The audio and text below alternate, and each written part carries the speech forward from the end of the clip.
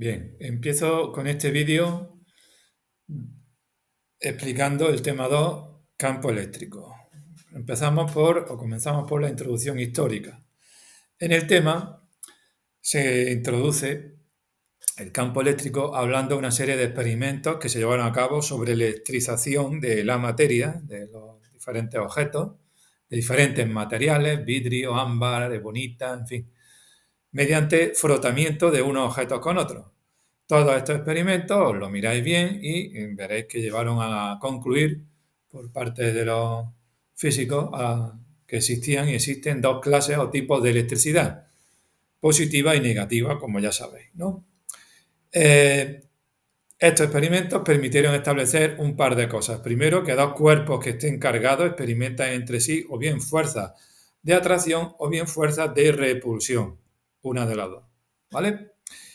Por otro lado, si los cuerpos tienen cargas de signos distintos, las fuerzas son atractivas, mientras que si son del mismo signo, positiva con positiva o negativa con negativa, pues existe una fuerza que se llama repulsiva o de repulsión. Eso también lo sabéis.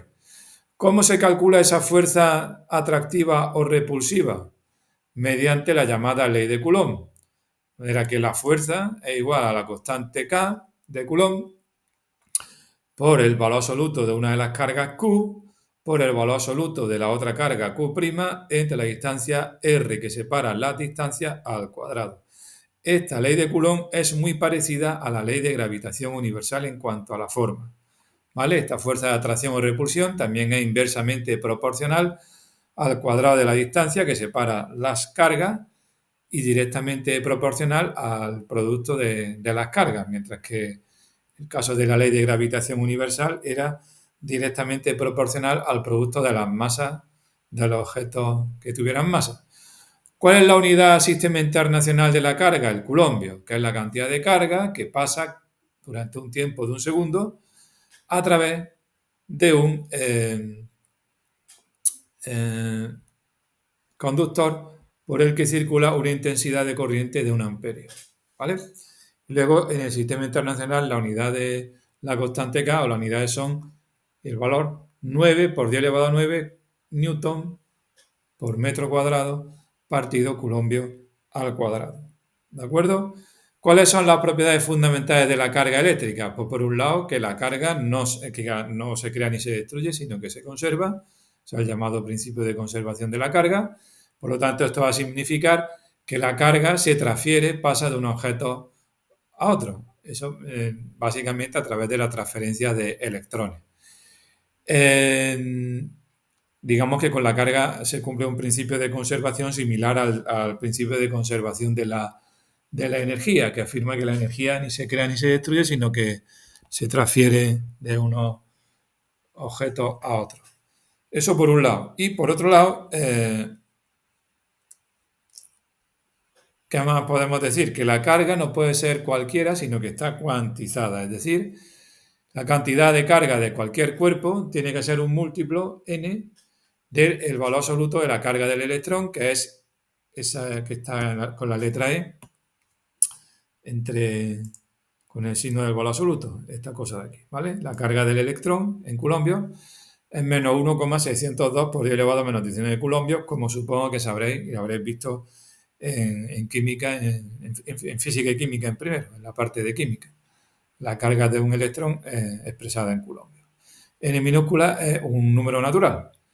Luego la constante K de la ley de Coulomb pues se puede expresar a veces en función de otras magnitudes que caractericen o representen bien las propiedades de un medio material, como es la permitividad dieléctrica del vacío, epsilon sub 0, cuyo valor lo tenéis aquí, 8,854 por 10 elevado a menos 12 coulombio al cuadrado, partido newton y partido metro al cuadrado, como estáis viendo. Y en función también de la llamada permitividad dieléctrica relativa respecto al material epsilon sub r, que son valores adimensionales, porque estamos comparando la permitividad dieléctrica de un material con la del vacío, con este valor, y será mayor o menor pues según las características del material. Cuando hablamos de material dieléctrico, estamos hablando de un material aislante, un material que no permite que se conduzca la corriente eléctrica o que dificulta bastante el paso de la corriente, ¿vale? Luego la fuerza ley de Coulomb, aquí la tenéis, ¿vale? Que es una expresión que tendréis que aprender y usar con frecuencia. Y luego el expresar K en función de las permitividades relativas y dieléctricas y del vacío, epsilon sub r y epsilon sub 0, con el 4pi aquí dividido. El valor este de epsilon sub 0 son números que normalmente se dan en los problemas, no hay que sabérselo. Bueno, normalmente no se va a pedir que os lo aprendáis de memoria. Pues son constantes, digamos, ¿no? El epsilon sub R depende de cada material. Según el material dieléctrico que tengamos, pues vidrio, en fin, pues tendrá una permitividad u otra. El campo eléctrico. Igual que existía un campo gravitatorio o intensidad de campo gravitatorio, pues existe un campo eléctrico o intensidad de campo eléctrico. Si situáis una carga eléctrica en una región del espacio concreta, pues esa carga perturba las propiedades de esa región de espacio situada alrededor de la carga. De manera que cualquier otra carga que coloquemos en las proximidades de esa primera carga experimenta una fuerza de repulsión o de atracción según sea del mismo o de distinto signo que la primera. Entonces, la primera carga se dice que ha creado un campo eléctrico porque ha perturbado las propiedades del espacio alrededor de ella. Entonces, pues crea un campo eléctrico. El campo eléctrico E se define como el cociente de la fuerza gravitatoria, eléctrica, perdón, entre la carga. La carga que experimenta esa atracción o repulsión. La unidad en el sistema internacional del campo eléctrico es el newton partido coulombio o newton por coulombio a la menos 1. Y la intensidad del campo eléctrico se define como un vector con qué características. El módulo, pues el cociente entre la fuerza ejercida por unidad de carga colocado en dicho punto. La dirección, la línea de acción de la fuerza, es decir, el vector E lleva la misma dirección que el vector fuerza sobre la misma línea. Pero el sentido va a ser el de la fuerza ejercida sobre una carga positiva colocada en dicho punto. ¿Eso por qué? Porque si la carga Q de aquí abajo, ¿vale?, es positiva, el signo o el sentido del campo eléctrico y el vector fuerza coinciden, solamente en ese caso. Mientras que si la carga es negativa, el vector campo eléctrico y el vector fuerza son opuestos. Entonces, todo esto nos lleva a que las líneas de campo, a diferencia de lo que ocurría en el campo gravitatorio, que todas las líneas de campo entraban en los objetos con masa, y decíamos que eran sumideros de campo, pues aquí tendremos que las líneas de campo salen de las cargas positivas, o sea, las cargas positivas son fuentes, como estáis viendo, veis cómo salen las líneas de la carga positiva, mientras que las cargas negativas son sumideros. Las líneas de campo terminan en carga, apuntan hacia las cargas negativas, digamos, ¿no? Entonces, si ponemos, como estáis viendo aquí, una carga positiva y una negativa, de la positiva salen las líneas de campo, fuente de campo, y van a morir en el sumidero del campo, que sería la carga negativa. ¿De acuerdo? Un campo eléctrico se dice que es uniforme cuando la intensidad tiene el mismo módulo, la misma dirección y el mismo sentido en todos sus puntos. Imaginar un montón de líneas paralelas, de líneas de campo eléctrico que apuntan todas en la misma dirección al ser paralelas en el mismo sentido, derecha, izquierda, por ejemplo, ¿no? Y ahí pone que sus líneas de campo son rectas paralelas equiespaciadas, si el campo eléctrico es uniforme. Evidentemente, el campo eléctrico que crea una carga positiva o una negativa, pues no es uniforme, porque las líneas no son paralelas ni están equiespaciadas. ¿Vale? Y luego las líneas de campo no representan la trayectoria de la partícula cargada bajo la acción del campo. En algunos casos particulares sí, pero como norma general no. Y eso también ocurría, era una afirmación que también hacíamos con las líneas de campo del campo gravitatorio.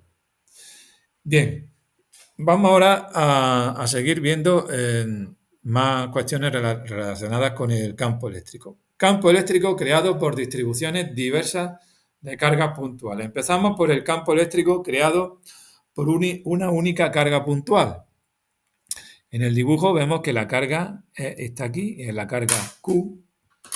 Esto porque no me señala, a ver, no me señala porque no tengo la herramienta. Si pincho aquí, vale, pero me selecciona cosas que no quiero. Vale. Vale. Tenemos la carga Q y el punto P aquí. Carga Q, punto P. ¿Vale? La intensidad, la carga Q es la que crea un campo eléctrico sobre el punto P. Suponemos que en el punto P, ¿vale? La carga de prueba Q minúscula que se coloca es positiva, porque las cargas de prueba, digamos, por convenio se consideran positivas. Esta carga positiva y esta positiva, ¿vale? La carga de prueba Q minúscula que se coloque en P, supone que la fuerza que actúa sobre la carga Q minúscula situada en P, debido a la carga Q, que es positiva, ¿vale? Porque me dicen que es positiva en algún momento, o si no, pues confiáis en que lo que yo digo es así, ¿vale? Si esta carga Q es positiva, y voy a quitar esta cosa porque no me es lo de la mano.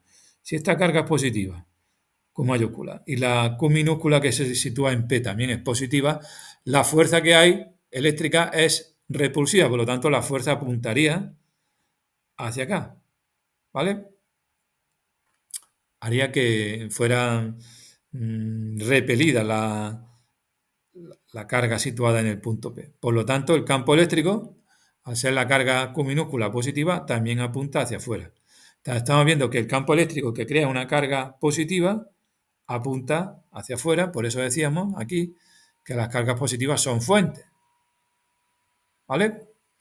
Q minúscula, una carga puntual de prueba situada en el punto P, U sub R es el vector unitario que va en la dirección del vector R de posición, ¿vale? Y aquí tenemos que el vector E es igual a K por Q entre R al cubo por R, otra manera de expresar el vector intensidad de campo, ¿vale? Teniendo en cuenta que U sub R es el vector R entre R minúscula. R entre R minúscula, pues de ahí sale eso. El módulo de E, que es lo interesante casi siempre en los problemas, K por Q en valor absoluto entre R cuadrado. Si comparamos la expresión de E con la expresión de la fuerza, ¿vale? Desaparece la carga que experimenta la fuerza y permanece en la fórmula la carga que crea el campo eléctrico o es responsable de la fuerza de atracción o de repulsión eléctrica. ¿Vale? Luego ya sabemos por qué el campo eléctrico apunta hacia afuera si tenemos una carga, hemos dicho, positiva, originando el campo eléctrico. Si la carga fuera negativa, no está representado. Si esta carga es negativa, al colocar que una positiva, esta positiva es atraída por la carga esta negativa. Por lo tanto, la fuerza apuntaría hacia aquí, hacia la carga Q, que es la que origina el campo eléctrico, y entonces el campo eléctrico apunta en ese sentido. Es decir, cuando tengamos una carga negativa, las líneas de campo apuntan hacia la carga negativa. Las cargas negativas son, por lo tanto, sumideros, perdón. ¿Vale? Bien.